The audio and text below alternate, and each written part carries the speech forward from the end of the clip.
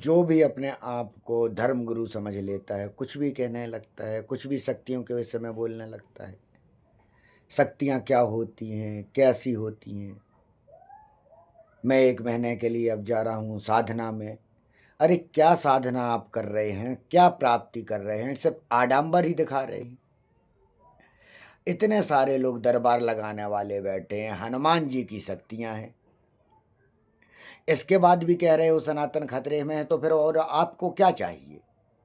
आपके पास साक्षात हनुमान जी की शक्ति है, आप खतरे से तुरंत बाहर निकाल सकते हो। आप दरबार में आए हुए लोगों के भूत हटा देते हो, प्रेत हटा देते हो, प्रेतों को पकड़ लेते हो, तो इन प्रेतों को क्यों नहीं दुश्मनों के ऊपर छोड़ देते हो? आप कह रहे सनातन खतरे में है, तो सनातन खतरे में कैसे निकलेगा? आप तो सर्वशक्तिशाली हो ना, आपको तो पूरी जनता पूज रही है, चाहे वो धीरेन्द्र के शास्त्री हों, चाहे वो पंडोखर सरकार हो। सरकार स्वयं बने ना, क्योंकि ईश्वरी शक्ति है, ये लोगों का भाग्य बदल सकते हैं, सबको कहते हैं। तो जब भाग्य बदल सकते हैं, तो इतने जो संकट देश में आ रहे हैं, तो वो क्यों नहीं बदल रहे हैं? क्या 1 माह के लिए आप कौन सी शक्ति लेने जा रहे हैं? वहां कौन सी अब आपको और शक्ति आ जाएगी एक्स्ट्रा? सामना करिए। अगर आपके पास कोई शक्तियां हैं, तो व्यक्ति को सिखाइए। पर्चे बनाने हैं, कुछ लोग तैयार कर दिए कि शिष्यों को खुद आडंबर कर रहे हैं, दूसरों को पर्चा बनाना सिखाना कर चालू कर दिया, वो भी पर्चे बना रहे हैं। अरे सनातन का सत्यानाश क्यों करते जा रहे हैं? क्यों हम पट्टी बांधते जा रहे हैं? और इसी कारण है कि इतनी फूटता पड़ती जा रही है कि सनातन को कितनी गंदी गंदी गालियां दी जा रही हैं, और कुछ नहीं हम जवाब दे पा रहे हैं, क्योंकि हमने आडंबर का रास्ता अपनाया और असत्य का तुम लोगे रास्ता। तुम कहते हो हम इसके द्वारा ईश्वर से जुड़ा रहे हैं, आदमी को कहाँ ईश्वर से वो जुड़ रहा है? वो बार बार आता है, उसके कष्ट नहीं मिटते हैं, वो फिर परेशान हो जाता है, दूसरे दरबार में जाने लगता है। मैं सभी के कह रहा हूं, चाहे पंडोकर सरकार के यहाँ के हों, चाहे धीरेन्द्र शास्त्री के यहाँ के हों, और चौकारपुर वाले करौली सरकार के यहाँ के हों, मानसिक रूप से आप उन्हें विकलांग करते जा रहे हैं भूत प्रेत तंत्र मंत्र के द्वारा, और स्वयं इस प्रकार के यज्ञ क्रियाएं कराते हैं। यज्ञ का माध्यम क्या है? वो अग्नि को बढ़ाना। उससे आप उनका भी पैसा अगर व्यर्थ करा रहे हैं, वो शुद्धि करा रहे हैं, वो अच्छी चीज है, लेकिन उन्हें मानसिक रूप से आप उन्हें कुछ और बता के यज्ञ करा रहे हैं। ये विकलांगता पैदा करती जा रही है। आप इससे समझिए कहां जा रहा है गर्त में। मेरा सभी धर्म गुरुओं से कहना है, उन शक्ति को, जो हमारी यौगिक शक्तियां हैं, उसको आप थोड़ी सा घुसने की कोशिश करिए, जानने की कोशिश करिए। जो विवेकानंद ने कहा, जो बुद्ध ने कहा, जो महावीर स्वामी ने कहा, जो रजनीश कहना चाहते थे, रजनीश को, ओशो को तुम समझ ही नहीं पाए उनकी बातों में, क्योंकि तुम इंद्रियों के गुलाम हो, तो तुम उन्हीं बातों को समझते रहे। जो ऊर्जा परिवर्तन को वो कह रहा था, जो हमारे हनुमान चालीसा में लिखा है कि राम रसायन तुम्हारे पास आ, वो रसायन, वो केमिस्ट्री जब आगे जाके पढ़ते हो तो ऊर्जा परिवर्तन, तो इसके लिए तुम्हें पढ़ना पड़ेगा। जो शंकराचार्यों पे तुम आरोप लगाने लगते हो, 2 कौड़ी के लोग जिन्होंने कभी शिक्षा पढ़ी नहीं, संस्कृत का ज्ञान तक नहीं है, वो समझो वो शिक्षा के बाद वो शंकराचार्य बने हैं, वहां पर तक पहुंचे हैं। और शिक्षा ही हर चीज के लिए आवश्यक होती है। अगर डॉक्टर बना है तो वो शिक्षा के बाद, वकील बना है तो वो शिक्षा के बाद। यदि वो संत महात्मा ज्ञानी ध्यानी बन रहा है, तो उसने उस कार्य क्षेत्र में वर्षों बिताए हैं, तब वो पहुंचा है। ये आडंबर की कला चमत्कारों से नहीं, ये चमत्कार सिर्फ दिखावा है।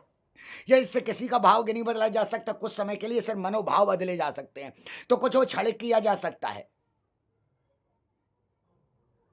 लेकिन दान पुण्य के द्वारा हम गंधारी की तरह आके कर लेते हैं, या अपने स्वार्थवश हम सनातन का सत्यानाश कर दे रहे हैं कि हमें उनके द्वारा हमारा काम तो पूरा हो जा रहा है। अगर ऐसा होता तो आप ये सोचिए, अपने मन का हम प्रधानमंत्री नहीं बिठा देते, अपने मन के प्रदेशों में सरकार नहीं बिठा देते। हनुमान जी की शक्ति है, सब कुछ कर सकती है।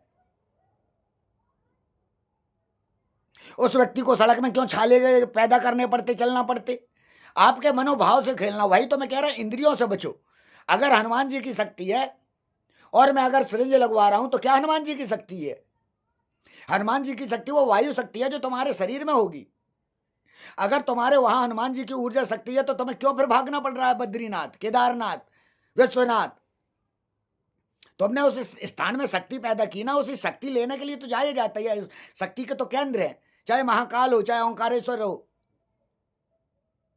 अगर मैं अभी 7 दिन बिता के आया हूं काशी में, तो उसी ऊर्जा शक्ति को तो लेने गया था, जहां वो अग्नि जल रही है, पूरे समय चिताएं जल रही हैं, वो अग्नि का तत्व।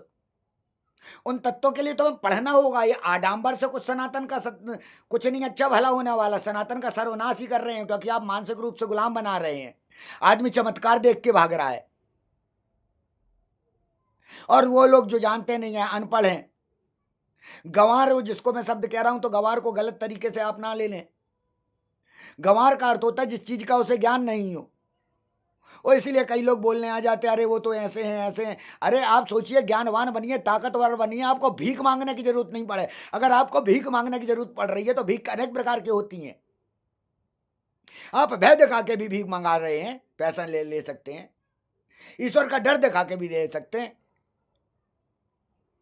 आपको ध्यान है, कुछ समय पहले महिलाएं नहीं जाती थी हनुमान जी के मंदिर में, एक ये नियम था, अगर जाएंगे तो ये ऐसा हो जाएगा। आज महिलाएं भी जा सकती हैं। यानी नियम कानून हम बनाते हैं। हनुमान जी की शक्ति क्या है उसे पहचानो, जानो, स्वयं जागृत बनो। वास्तविक गुरु उन सन्यासियों को जानो जो वास्तविकता में अपना सब त्याग करके छोड़ करके बैठे हुए हैं। अगर आपके पास त्याग के लिए ये क्यों जाना पड़ता है साधु संत महात्मा को उस एकांत स्थान में, उस ऊर्जा लेने के लिए, जब आपके यहां स्वयं बालाजी की ऊर्जा है। आप कहते हैं यहाँ इतनी तपस्याएं की गई थी, यहाँ ये ऊर्जा, यहाँ लाइट का बल्ब बंद हो जाता था, मतलब चमत्कार जो होते थे जो किसी ने देखे नहीं। अब वहां कोई चमत्कार नहीं होते हैं। अब वहां बल्ब भी जलेगा, सब कुछ भी होगा। और आभास जो बार बार आप कहते हैं कि हमें ऐसा आके आदेश दे गए, आदेश दे गए, तो आप बताएं, आदेश दे गए तो ये आपको मानसिक विकार है धीरेन्द्र के शास्त्री जी। यदि आपको बार बार ये अनुभूति होती है कि आपको कोई आदेश दे जाता है, आज तक वो आदेश नहीं दे गया कि सनातन कैसे खतरे से बाहर आएगा, बताइए, उनसे पूछिए ना कि सनातन खतरे में है। मैं बार बार कभी पैदल यात्राएं करता हूं, दूसरे देशों में जाके सनातन के लिए फैला रहा हूं, प्रचार कर रहा हूं, पर वास्तविकता में सनातन खतरे में कैसे, ये तो बताइए। कि ये भी पता करने के लिए आप जा रहे हैं वहां पहाड़ियों में एकांत में 21 दिन की साधना करने के लिए। कौन सी साधना कर रहे हैं, उससे क्या प्राप्ति होगी, उससे क्या कल्याण होगा। देश में अनेक चमत्कारिक साधु संत महात्मा हो गए हैं जो ऐसा नहीं, ऐसा करते हैं, ऐसा होगा, ऐसा होगा। अरे उससे जन कल्याण क्या हो रहा है, ये है मुख्य। और यही विचार कर ही मैंने जो वैदिक सत्य सनातन विचार संगोष्ठी 3 दिन की थी, सरस्वती उद्गम स्थल में पड़ाझर में, ताकि आदमी को यह भी ज्ञान हो कि सरस्वती जी की उपज कहां हुई है। मध्य प्रदेश के उस छतरपुर जिले के उस पड़ाझर से, जहां पांडव का स्थान रहा है, जहां पानी में वो क्षमताएं हैं। ये पांचों तत्व में वो क्षमताएं होती हैं जो आपके अंदर ऊर्जाएं, शक्ति प्रदान करती हैं। और वही गुरु का कार्य होता है कि आपको उन ऊर्जाओं तक पहुंचाना। और यही मेरा उद्देश्य है कि पाणाझर में एक ऐसा ब्रह्म ज्ञान क्षेत्रों जहां पर वास्तविकता में लोगों को ऊर्जाएं प्राप्त हो, साधु संत महात्माओं के अलावा अन्य लोगों को, जहां पे हमारे सनातन शक्तियों का प्रचार प्रसार हो सके, आडंबर समाप्त हो सके। मैं इंदौर में भी इस प्रकार का एक सेंटर स्थापित करूंगा, जहां उन यौगिक शक्तियों को, आंतरिक शक्तियों को, जो सब कुछ ध्यान धारणा समाधि ब्रह्मा विष्णु महेश, कॉन्शियस अनकॉन्शियस सब कॉन्शियस, इलेक्ट्रॉन न्यूट्रॉन प्रोटॉन, सबके जो तीनों तत्व हैं, उसको समझ सके आदमी, उस ज्ञान में जा सके जिसका जड़ यही भारत थी। ऋषि मुनि थे, उनके अनेक पौधे हुए और बीज जाकर विदेशों में पहुंच गए, और यहां पे जड़ सूख करके राजस्थान बन गई। हमें फिर से वही बीज डालना होगा, सनातन यौगिक शक्तियों का बीज डालना होगा। हमें वही ऋषि मुनि पैदा करने होंगे। आवश्यकता ऋषि मुनि इस चीज से पैदा नहीं होते कि वस्त्र पहन लिए, आपने टीका लगा लिया, नहीं। आपको उन संत महात्माओं जैसे कार्य करने होते हैं। यौगिक शक्ति यानी इंद्रियों को समाप्त करके भीतर की शक्ति प्राप्त करनी होती है, और वही मेरा उद्देश्य है, प्रदान करना, सनातन शक्तियों को पुनः जागृत करना और आडंबर को समाप्त करना। क्योंकि सनातन शरीर नहीं, आत्मा है।